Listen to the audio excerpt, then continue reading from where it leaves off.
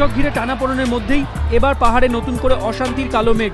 গাড়িতে অগ্নিসংযোগ, অভিযুক্ত মোর্চা। আন্দোলন শুরু মোর্চার ছাত্র সংগঠনের।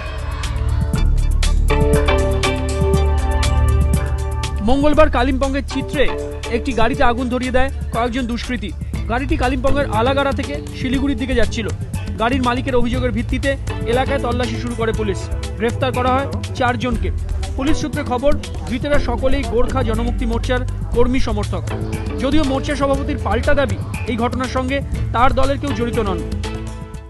ये तृणमूल का ये साजिश है, गवर्नमेंट ऑफ वेस्ट बंगाल का साजिश है। गोरखा जनमुक्ति मोर्चा को फंसाने के लिए ये साजिश किया है। ये हम लोग को हमारा तरफ से नहीं हुआ है। এদিকে মঙ্গলবার থেকেই দলের ছাত্র সংগঠনকে পথে নামিয়েছে মোর্চা। মিছিল শেষে চকবাজারে এদিন একটি সভা করে বিদ্যার্থী মোর্চা। আপাতত আন্দোলনে যে তারা দাড়ি টানছে না, এদিন তাও স্পষ্ট করে দেওয়া হয়েছে মোর্চার তরফে।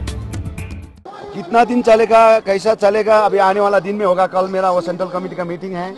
विभिन्न भातृ संगठन का सभी सेंट्रल कोर कमेटी को बुलाया है। उसमें बैठेंगे, आने वाला दिन का रणनीति तय करेंगे। পাহাড়ে অচল অবস্থা কাটাতে সরকারের সর্বদলীয় বৈঠক ডাকা উচিত বলে এদিন ফের দাবি করেন বামফ্রন্ট চেয়ারম্যান বিমান বসু।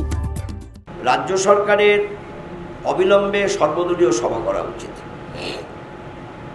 দার্জিলিং আমাদের রাজ্যের শুধু সম্পদ না, দার্জিলিং আমাদের দেশের সম্পদ। ফলে দার্জিলিংয়ের মানুষের সঙ্গে এই ধরনের একটা বৈরিতামূলক সম্পর্ক রক্ষা করে আমরা বাস্তবসম্মত সমাধানের পথে হাঁটতে পারবো না। তাই বাস্তবসম্মত সমাধানের পথে হাঁটার জন্য অবিলম্বে আলোচনার টেবিলে বসা উচিত। পাহাড় নিয়ে চাপানুতর চলছেই। এই পরিস্থিতিতে আগামী 4 সেপ্টেম্বর জিটিএর প্রধান নির্বাচন।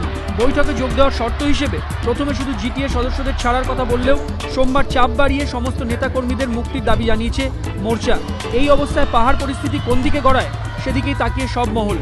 সনদ ঝা, মোহন প্রসাদ ও সমিত সেনগুপ্ত, এবিপি আনন্দ।